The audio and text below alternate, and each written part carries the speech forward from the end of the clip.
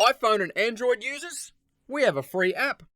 Download it today. AndrewHogue.com.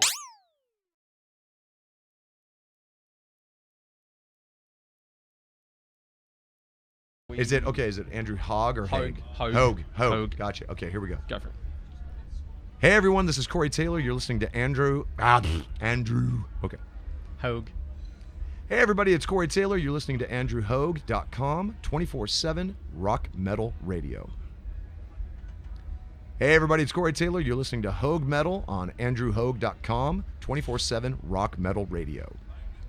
Rock and roll in the house. Yeah, there Ready you to go. go. Let's Right. do it. All right. In 3, 2, 1. This is AndrewHogue.com, still Australia's first and only 24/7 metal radio station. It's always good to be reacquainted with the great Corey Taylor back in Australia, after 9 months of Knotfest on totally. the same grounds.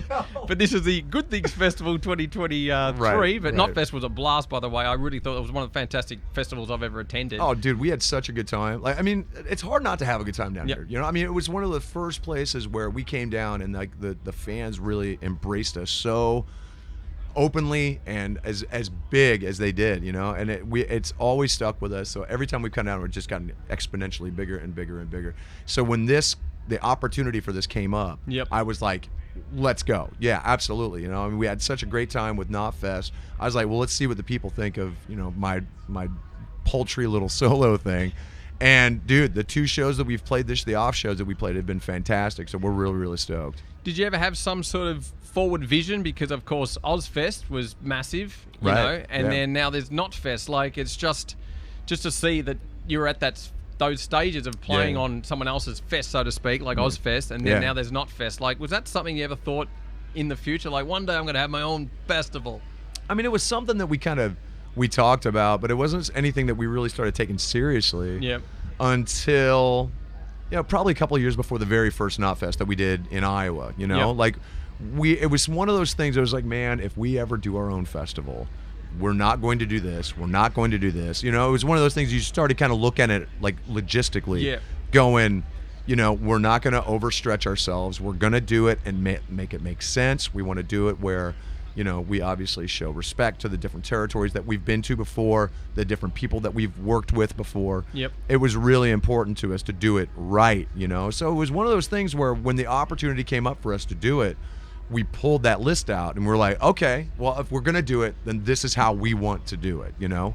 And then the rest is history. So it wasn't anything that we really, you know, aspired to do. It was just one of those things where it was us just kind of hanging out as a band going, well, if we had our own festival, what would we do, you know? And it just kind of went from there. And plus, being on festivals for so many years, seeing how others have been doing things and, again, what to do and what not to do, obviously was probably the lessons for say, right, this is how we're going to do it as well. Yeah. But let's talk about CMF2 because, like I said, 1 band isn't enough, 2 bands isn't enough. Do you how do you feel like you're getting this? Is the balance there? Does it exist, or is it just a blend? I mean, it's all kind of, you know, the balance is definitely there because, I mean, at this point, I really only do Slipknot in my solo thing, and it's definitely been very rewarding because now, as the overall kind of the boss, the leader of it, you know, and like the one who writes the music, the one who has to do everything, it gives you a sense of, Christ, I wish this was a band thing, you know, like because it's all on you. Exactly, you know. So it makes me appreciate the time that I have in Slipknot because it's very much, you know, you're kind of delegating. You know, it's me, it's Clown, it's Jim, it's Mick. You know, we all kind of do our thing. With this, man, the risk and reward is definitely as such that, you know, when it's all coming from you, you know that people are going to feel a certain way about it, but at the same time, when it kind of, you know, outdoes your expectations, it makes you really glad that you did it, you know. So it's just something that, you know, as a guy who just eats and sleeps music 24/7, it's the thing that I need in my life to kind of balance me out. Now, you mentioned, is Stone Sour on ice, or is it done in your perspective? Like, we call it indefinite hiatus. You know, it's one of those. And you know, it's, you know, I talk to Tooch about this all the time. It's just one of those things where you just don't see it coming back anytime soon. You know, they're just kind of irreconcilable differences with certain people. You know, and a lot of things that obviously I don't want to, you know, I'm not going to run anybody down or anything, but it's just one of those things that for me, I can't I can't compromise anymore for different reasons. Like if I'm Yeah. gonna do music, I want to do it It's all in. full tilt, you know. So it's to me, it's the best thing for me to be able to do this. And you know, Stone Sour is what I did, and I'm proud of it. I'm proud of what we did. Yeah, great band. We still play them on the station, of course. No Right. music dates. It's always there to be celebrated. So Right. let's talk a bit about film scoring. I know you're working Yeah. on a film score, and I know Yeah. you're a massive movie nerd. Oh yeah. And tell us a bit about how that's shaping up and what is the actual specific film. Yeah, well, I don't know the working title of it because they Okay. just had a it's kind of like almost like a demo title for it, but I don't know what the immediate title is going to be. But I finished the score. Yeah. And it was rad, man. Like it was one of those things Are we where talking Carpenter, Casio? there's a little bit style? like I definitely kind of lit into the Moog a little bit. Yep. But I also used some serious like heavy guitars and whatnot. I used a lot of dissonant noise. I even threw the theremin in there for good measure, you know. So it was one of those things that's just kind of creating this soundscape while also making it musical, you know, and trying to, you know, create tension here and there and writing different pieces and balancing it out the way that, you know, you kind of have to do. It's like you know, you have a main theme that's going to go, you know, with the killer or whatever, and So then were there's you watching the film? Oh yeah, creating the yeah. score? I was 'cause that's- watching it. Yeah. It took me a couple days actually because I knew in my head I knew what I wanted to do. I had 4 separate pieces that I already had written in my Yeah. head, and it just came down to basically going in, writing those pieces, recording them, and then kind of plugging and playing in those different spots, and then moving forward and using elements of that and just fleshing it out all through the movie. So Yeah. it was a lot of fun, man. I can't wait to do it again. You know. Well, we do have something in common with Child Trauma and Michael Myers' 1978 Halloween. Yep.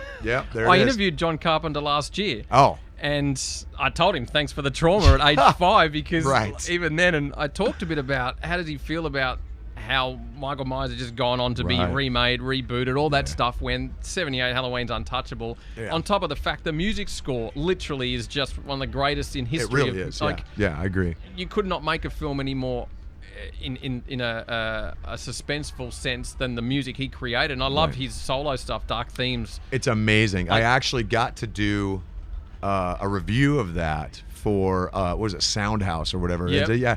And they sent me an advance copy, and I was like, when I put the headphones on, I was just like, it was so sick, dude. Like, Yeah. I mean, just letting myself kind of wrap up in that was just so rad that it was so cool. So to kind of be able to tap back to that with, you know, the original Halloween, which the music is just as much a reason why that film is so indelible in your memory. It's really incredible. It's amazing. Yeah. Now, I know you've written a couple of film scripts as well. So, Yeah, I mean, this yeah. is sort of the branching out of the mind of the tailor. Like, what's the plan? I'm just a whore, dude. You know, Yeah. I'm just at this point, like, I just want to do everything. And Top 3 favorite horror films apart from Halloween. I mean, That's obviously, probably one. okay, apart from Halloween, so it'd be Aliens, Yep. From Dusk Till Dawn, and let's go. Oh my God.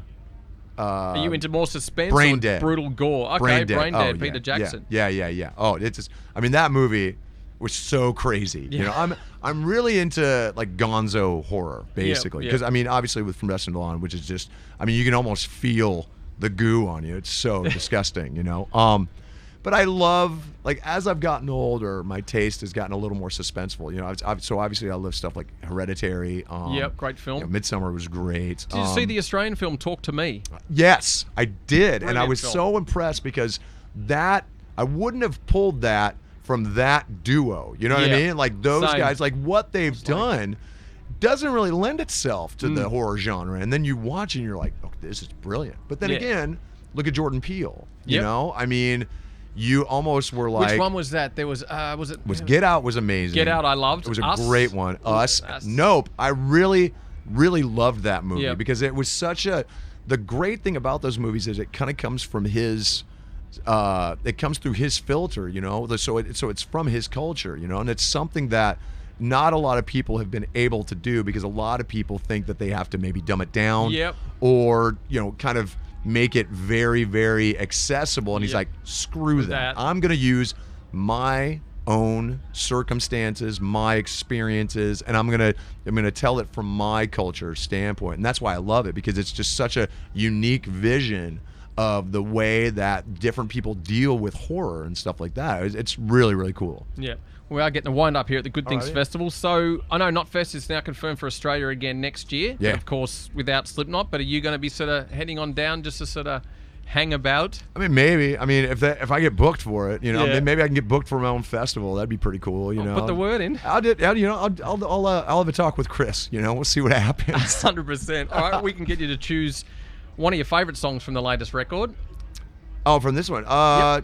Let's do, if we could, let's do "We Are the Rest," man. It's a great, but it's one of our favorites to play in the set. It's a great anthem, gets everybody stoked and pumping, and yeah, it's a really good. It's a banger. And a favourite Slipknot track? Oh, let's go something off the new album. Let's do "Yen" because it's just And- dark and awesome. And Stone Sour to wrap up. Stone Sour. Let's do Absolute Zero. It's an easy one. Awesome. Thanks Yeah. for your time, Corey. Look All forward good. to having you back in Oz again in probably a couple of months.